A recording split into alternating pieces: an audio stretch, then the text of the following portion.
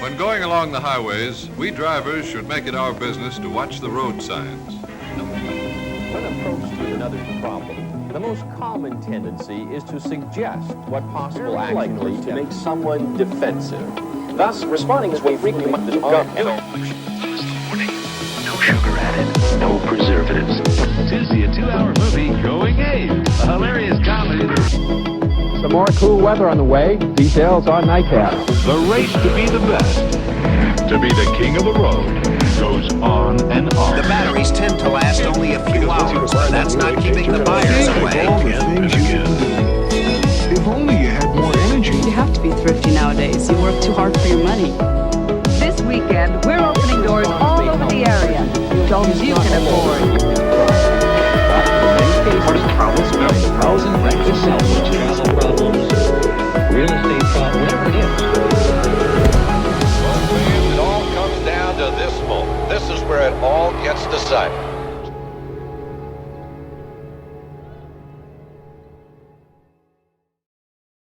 Good morning again, Journey. Week number 1 of this new series that we're calling Downshift.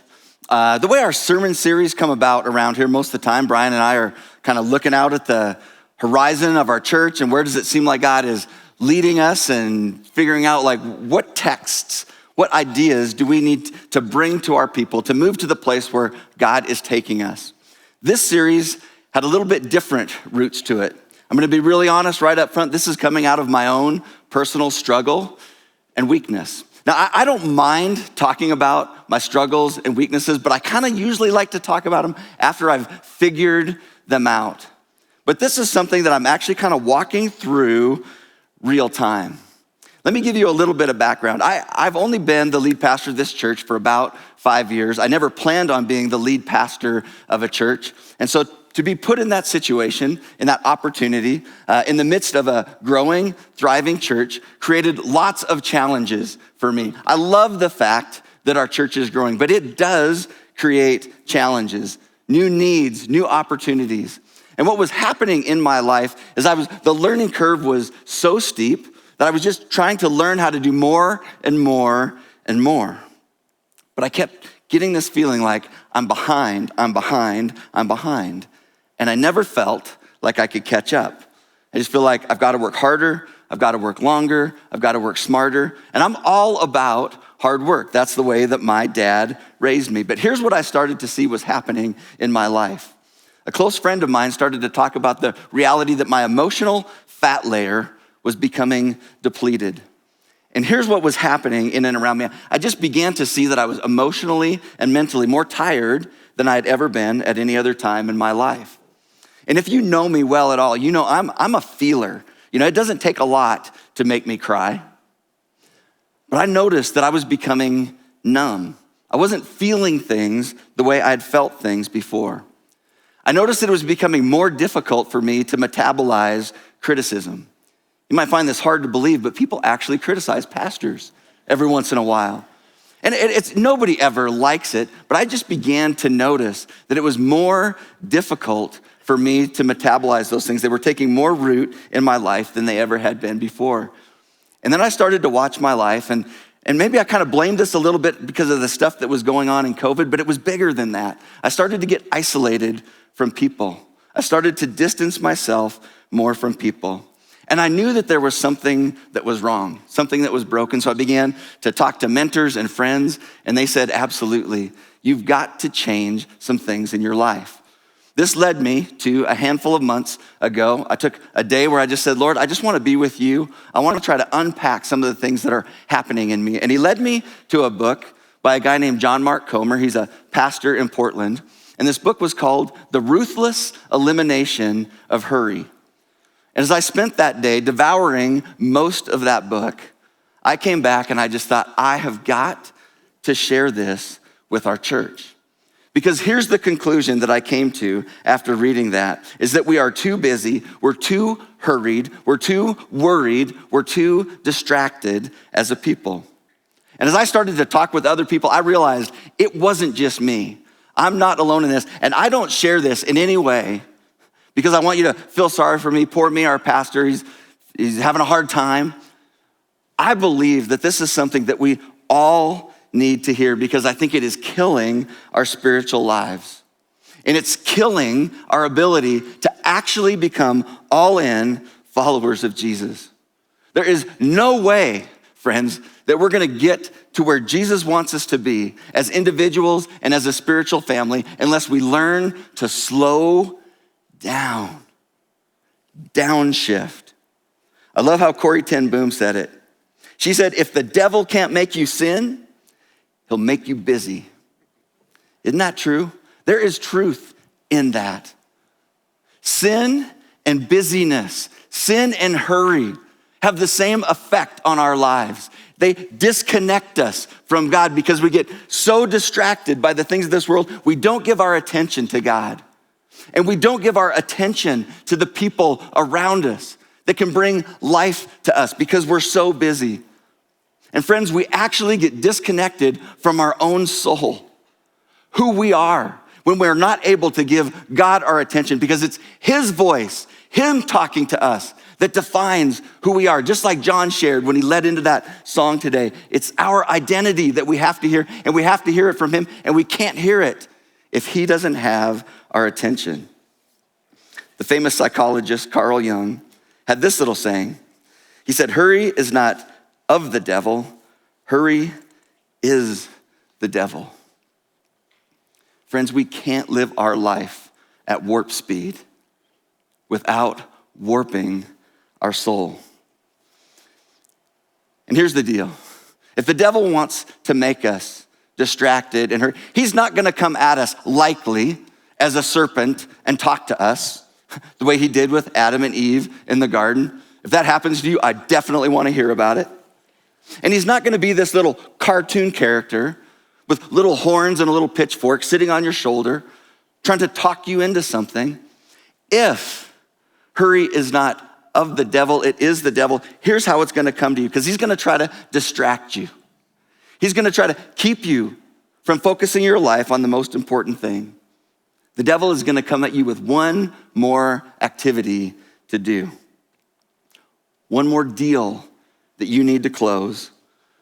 One more errand that you need to run. One more notification on your cell phone. One more email response. One more sport for little Johnny. One more podcast to listen to. One more episode of Netflix. Maybe one more season of Netflix. Did you know Netflix, the average time it takes a Netflix user to watch an entire series, 5 days. Millions of people, Netflix reports, watch an entire season in 12 hours in a row. When the CEO of Netflix was asked about all these other streaming opportunities, Amazon Prime and others that were their competition, you know what his response was? I love this. He just shrugged his shoulders and said, our biggest competition is sleep. They know they've got us. They've got our attention. Hurry is not of the devil, it is the devil. Are you too busy? Are you too much in a hurry in life? I mean, did you ever just think about how often when you ask people just that kind of customary question, how you doing? You know, maybe you'll get a fine, but you listen how many times people will say, I'm busy. Because I've been working on this for a handful of weeks, I've listened to how many people have said that to me and how many times I've said that to other people. How are you doing? I'm busy. We are way too busy. And here's what I believe makes hurry and busyness so insidious is because it is the issue that is underneath all of the other issues that we're dealing with, the ones that actually send us into therapy. Things like anxiety, depression, low-grade anger, irritation, frustration, exhaustion, burnout, loneliness, isolations. Those are the things that send us into therapy. But look underneath. We are too busy. That is the issue underneath all the other issues. Psychologists and mental health professionals, they actually have a term for what I'm talking about. They call it hurry sickness. Do you hear that? They label it as a disease. Here's a working definition of hurry sickness: a malaise in which a person feels chronically short of time and so tends to perform every task faster and gets flustered when encountering any kind of delay. Anybody have a little bit of that? I'm just standing in a checkout line, and there's a gal in front of me who's talking to the gal that's checking her out, and they're talking about what they're gonna do this weekend. A beautiful conversation. I should have reveled in it, excited about their joy, communicating to one another. You know where I was at? It was like, come on, let's get it moving. Take that little bar, move it to the side, start checking my stuff. I wanna go out and enjoy my weekend. Just so you know, I stood there kindly like a pastor with a little smile. I didn't say a thing, but that's what's in me. That's what's in us in those times. It's always a hurry. And you know what? We as a church, we don't make it any easier for you, do we? We're always talking to you about doing things. Our mission statement is to lead people to become all-in followers of Jesus. And if you were around a month ago, Brian and I talked about how we define all-in. It's surrendering what? Our time, our talent, our treasures, and our plans. Surrendering our time. We don't have enough time, is what we think, when we're living in this constant state of hurry. The biggest challenge for us accomplishing our mission around here, I promise you, it's time. People don't have enough time. We're too busy to live emotionally healthy and spiritually rich lives, in my opinion. Jesus wants your time. But more than that, Jesus wants your attention. He wants you to pay attention to him. But here's the deal. Jesus has lots of competition in the world that we live in. Economists actually have a term for this. They call it the attention economy. Marketers, companies out there, they're doing anything they can, spending billions of dollars to try to grab your attention. Because if they can't grab your attention, they can't get your money. And they want your money. They want your attention because they want your money. And we give them access to our attention all the time. Here's my evidence, right here. We carry it around with us. It's grabbing our attention all of the time. Did you know that the average iPhone user touches their iPhone 2,617 times a day? If you are under the age of 40, that number is double. The world has our attention. And here's this little irony. I always have my cell phone with me, even when I'm preaching. It's in my back pocket because sometimes people need to communicate to me something that's up front. At 9 o'clock, I don't know why this is, 9 o'clock on Sunday morning, my phone tells me my phone usage for the week. So I'm sitting back there, I get a notification. This is my usage for the week. Do you wanna know how many hours I spent on my cell phone this last week? None of your business. I'm working on it, I said. But friends, if we just let the world have unfiltered access to our attention, we're giving the enemy easy access to our life. We're making his job way too easy because your attention is one of the scarcest resources that you have, especially as it relates to your spiritual life. You can't connect with God if he does not have your attention. Because attention leads to awareness. Awareness of what? Awareness of God's presence. Awareness of God's nearness to us. He's right there. Oftentimes people say, God feels so far away from me. God hasn't gone anywhere. He's right there. It's like that story of the old couple in the old pickup with the bench seat.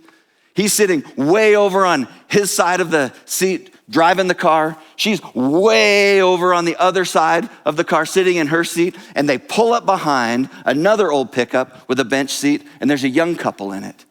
And that young couple, they are as close together as they possibly could be, practically sitting in his lap. And the older lady looks over at her husband and she says, remember that? Remember, we used to be like that. What happened to us?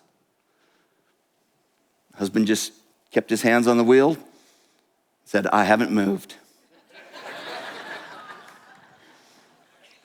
If God feels distant from us, friends, he hasn't moved.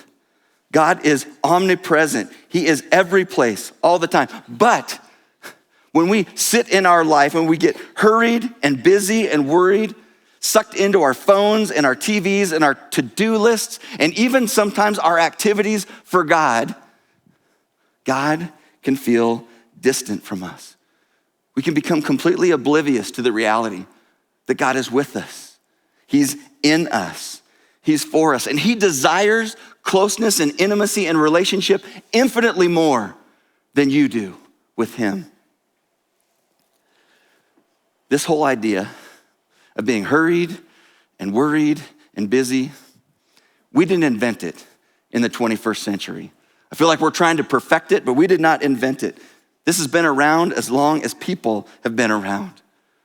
And Jesus addressed this in Matthew chapter 11 when he said to a group of people, I want your attention. Here's what Jesus said, Matthew chapter 11, starting in verse 28. Jesus said, come to me, all you who are weary and burdened, and I will give you rest. Take my yoke upon you and learn from me, for I am gentle and humble in heart, and you will find rest for your souls. For my yoke is easy and my burden is light. A couple things we need to understand. Jesus, the Son of God, God in the flesh, but he also came here as a Jewish rabbi. And as a rabbi, he had what they call a yoke. We need to understand what Jesus is talking about here. He wasn't talking about a physical yoke with oxen, but that was a metaphor that the Jewish rabbis had to, how do we interpret the Torah? How do we interpret the law? How do we read it? The idea being, thinking about two oxen with a yoke around them, pulling. How do we carry the load of life? That was the answer that Jesus was saying when he was talking about this easy yoke. He was answering the question, how do you carry this load in life? How do you shoulder the weight of life? And this life is heavy. And Jesus addressed so many things. So many things are addressed in the context of the law of Moses. Marriage, divorce, prayer, money, sex, conflict, government. The fact that Jesus had a yoke, a way of thinking about and interpreting the Torah wasn't unique. But what was unique, that would have perked up the ears of all the people hearing it, is that he said, my yoke is easy. I've got an easy yoke for you. We're gonna come back to that. A second thing that Jesus had, he had a yoke, but he also had followers. What oftentimes we call disciples or apprentices. People that were following him in a way that they were trying to organize all of their life around three basic goals. This is what it meant to become all in, even in Jesus' day. I'm gonna be with Jesus. I'm gonna spend time with him. And in the midst of watching him, I'm gonna become like him. I wanna be like him in his character. But lastly, I wanna do what he would do if he were me. That's the easy yoke that Jesus says. This is the life that he promises from Matthew chapter 11. But here's what we need to understand. If we want to have this life that Jesus is talking about, this incredible life, life to the full, oftentimes he called it the abundant life, we've got to adopt the lifestyle of Jesus. If we want the life of Jesus, we've got to have the lifestyle of Jesus. He said it another way in John 14:6. Jesus answered, I am the way and the truth and the life. No one comes to the Father except through me. If we want to have this life, there's a couple things that we need to engage in. One, Jesus talks about the truth. The truth is so important. What is true about God? What is true about us? What is true about how we're to relate to one another? We've got to know the truth. Theology is important. I've given years of my life to try to understand and engage with good theology. It's imperative. But I will tell you this, perfect, even perfect theology is not going to create the life of Jesus in you. You can know all the right things because Jesus says, I am the way. I'm the path. There's a way that you have to walk out life with me if you're gonna experience life. If we want the life of Jesus, we've got to engage in his lifestyle. And when I say lifestyle, what I'm talking about is the rhythms and routines that make your day. How do you spend your time? How do you spend your money? How do you spend your attention? Those are the things that create the life of Jesus in us. But Jesus says, my yoke, it's easy. It's easy to put on. And now for me, when I read this and he's talking about a yoke in this context for people that are weary and they're hurried and they're worried, it just seems like a crazy metaphor to use. Because a yoke, it's for farming. It is a work instrument. When I'm tired and weary, I don't want a work instrument. Give me a hammock and a hot tub. That's what I need when I'm weary and tired. But Jesus wants us to have a picture of what does it look like to be yoked together with him. And his first century audience, they would know, based on their culture, what it meant to be yoked together. Because this is how they would train young oxen. They would take an older, wiser oxen that knows how to pace themselves throughout a day so that they're able to work the full day. A young oxen, you know what they think? They just have all this energy and they run out. They go too fast. They're not able to sustain. So it's the old oxen plodding that teaches the young oxen how to carry the load. And that's what Jesus is trying to tell those disciples, and he's trying to tell us today as his disciples. This is how you carry the load. My load you carry slow. You've got to learn to carry the load slow. And let's be honest, life is a load, isn't it? I mean, it is an emotional load. It is a mental load. Sometimes it's even a physical load. And by all means, if we're trying to battle in the spiritual world, it is a spiritual load. The idea of an easy life, that is absolutely a myth. This life is hard, no matter how you slice it. It is difficult. Pain and suffering, difficulty does not escape any of us. And that's why our world is just so fraught with addictions, drugs, alcohol, sex, porn, shopping, eating, dieting, working, all of those things, trying to escape the load of this life. But Jesus says, take my yoke. My yoke is easy, but here's what we have to hear today and throughout this entire series. The yoke of Jesus is slow. The yoke of Jesus is slow. We don't do slow very well, do we, in our culture? But if you just take a little bit of time, open up your Bible and look at the life of Jesus as portrayed in the Gospels, you're gonna see someone who lived life not in a hurry. Jesus wasn't rushing around, frustrated, irritated. Jesus was not in a hurry. He wasn't worried, he wasn't hurried, he wasn't busy. And in fact, if you look at a lot of the ministry, a lot of the messages that Jesus did, they were a response to interruptions of his life. things that just came along, but he had margin for them. He had margin to love the people that came into his life because he wasn't in a hurry. Interruptions. I love how C.S. Lewis said it. He says, how you respond to interruptions in life is who you really are. How do you respond to interruptions? Are you able to engage? Are you able to love? Are you just thinking, I've got to get this over with so I can move on to my to-do list, my check boxes? Jesus slowed down because he wanted to love people. And hurry and love are incompatible. And this easy yoke of Jesus, when he was questioned one time about his yoke by other religious leaders, when he was asked, what is the most important laws in the law of Moses? And he says, it's to love the Lord your God with all your heart, with all your soul, with all your mind, and with all your strength. Love God.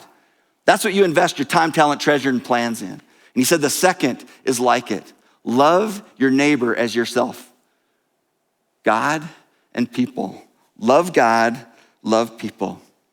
But here's what we've got to understand today and throughout this series is that with Jesus, slow is the speed of love.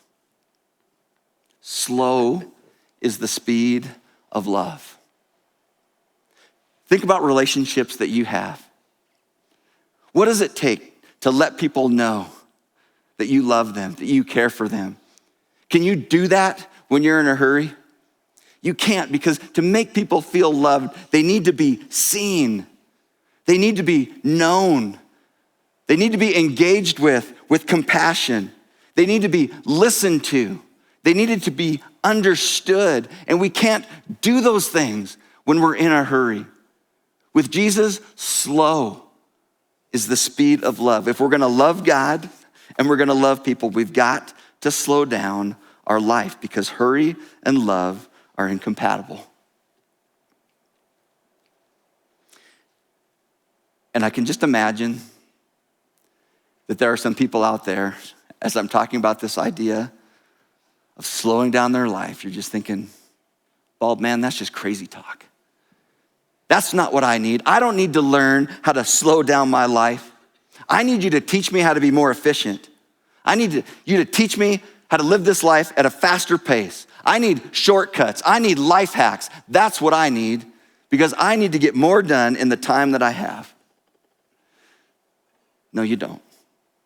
Many of you are just thinking, if I just had more time, I could accomplish it. It's not true. The answer to the problem that we're talking about here is not more time, because even if you had more time, you know what you would do? You would fill it up with other things. I'm not even saying bad things, they would probably be awesome things, but you would still be just as busy as you ever were. Here is the solution. You've got to come to the place where you realize you have limits. Even Jesus, in his humanity, had limits. Hear this, you can't do it all. You just can't. None of us can. You can't do it all. But here's what is the answer. You need to slow down and simplify your life in a way that it is organized around things that really matter. That really matter for this life and really matter for eternity. Because you are making choices all the time. Life is just a series of choices. And every time you say yes to one thing, you're saying no to 1,000 other things. What is it that you should say yes to? When you say yes to this activity, there's 1,000 other activities that you're not able to do. What do you say yes to? And even more importantly, what do you say no to? Friends, we've got to learn to say no. No is a complete sentence. I looked it up. And we need to say it a lot. We've got to learn to say no. But I also know that in the back of your mind, whether you believe me or not, whether you think that this thesis is even correct, I need to acknowledge with you that what I'm talking about is not easy. Trying to adjust our lives, simplify and slow our lives down, it is not easy. To try to live an unhurried life, it might even be scary for some of us. And I believe this is true. If you choose to do it, it is gonna take an act of faith. You're gonna have to trust God that he can fill in the gaps. But the reason I'm talking about it, as scary as it might be, as unorthodox as it might seem, I believe that there are true riches that we're gonna find with Jesus on the other side if we're willing to slow down. Because I don't think the great danger, I'm not sitting up here thinking if people don't slow down, they're just gonna renounce their faith. They're gonna walk away from Jesus. I don't think that's true, because who we are in Jesus is not rooted in what we do or how we manage our schedule. It is rooted in the cross of Christ. What Jesus has done for us putting our trust and our hope in him. It's about what he's done for us, not what we do for him. That is the bedrock of our faith. I don't think that we're gonna renounce that, but here's what I'm afraid of. I'm afraid for me, I'm afraid for us, that on some level we will settle for some kind of milquetoast, mediocre, watered down version of this life that Jesus wants us to have, this faith that he wants us to have. And I'm not willing to do that for me, and I'm not willing to do that with the people that I love in my spiritual family. Here's my ask of you. I just want you to engage in this series with us. My hope today was just to try to create a compelling case that we've got to do something to change where we're at, to grow in the life that Jesus wants for us, to take on the yoke of Jesus. Engage in this series with us, because we're gonna get really, really practical in the coming weeks. How do we actually do this? But there's a question that I think you need to ask before you'll ever engage in anything that we talk about. You've got to ask the honest question, is my life too busy? Is my life too busy to give God the attention that he wants, the attention, quite honestly, that he deserves? Is my life too busy? Because until we say yes to that, we're not gonna take the medicine. We're not gonna take the medicine to help us with busyness and hurry and worry. Over these next handful of weeks, Brian and I are gonna be talking with you. What does it look like to slow our life down? What does simplicity look like? How do we engage in silence and solitude? How do we engage in a Sabbath? One of the 10 commandments, by the way. How do we engage practically in Sabbath to give God our full attention? I wanna commend to you the book, The Ruthless Elimination of Hurry by John Mark Comer. It's forming a lot of what Brian and I are talking about as we're trying to process and grow in these own things in our own life. But here's what we're gonna do. Because to follow Jesus means that we actually have to build his life into ours. We have to build his life into our schedule. Some practices, some rhythms, some routines, some things that we actually do. And I'm afraid that there might be some people that right now are just saying, I think you might be right, but you don't understand my situation. Every one of us has our situation, and we've got the best excuse. And they might be great excuses. I would, but I'm in grad school. You don't understand, Bob. I don't work just one day a week like you do as a pastor. I've got a demanding job. I have little kids. I'm a single mom. I'm training for a marathon. I haven't gotten my elk yet. Brian looked up. That's his excuse right there. Friends, what we have to do, we've got to lay down our excuses. And maybe just honestly ask the question, am I too busy to truly follow Jesus? I want you to ask that honest question. You're not gonna have to ever give an answer to me. But friends, one day, Every one of us is gonna stand eye to eye with the King of Kings and the Lord of Lords. And I want us to honestly answer that question and maybe just tell him then, I was too busy to follow you. Is that the answer we wanna give? I don't think it is. But if we want to give a different answer, if we want to experience the life that Jesus wants for us, we've got to slow down. We've got to downshift. Because with Jesus, slow is the speed of love. Let's pray.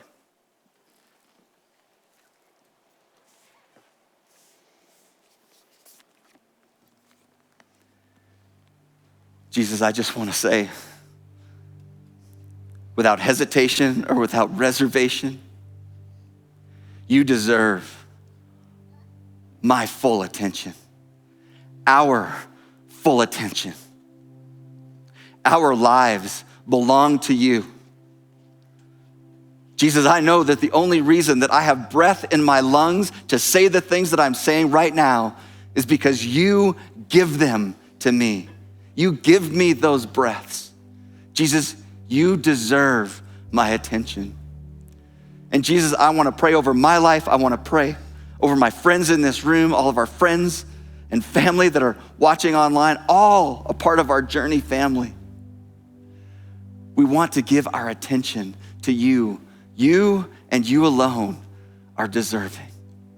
Jesus, we trust you. We trust you, even if it's scary, even if it's difficult. We want to do whatever it takes to slow down, to become an all-in follower of you. And Jesus, it's in your powerful name that we pray. And all God's people said, amen. Thanks for listening. We hope this time has allowed you to dig out more of who God has made you to be. If you made some kind of spiritual decision today and are interested in what's next, we'd love to connect with you. For more information or to get in touch, please visit journeyweb.net. If you're interested in supporting our ministry, you can give online at journeyweb.net/give. Thanks.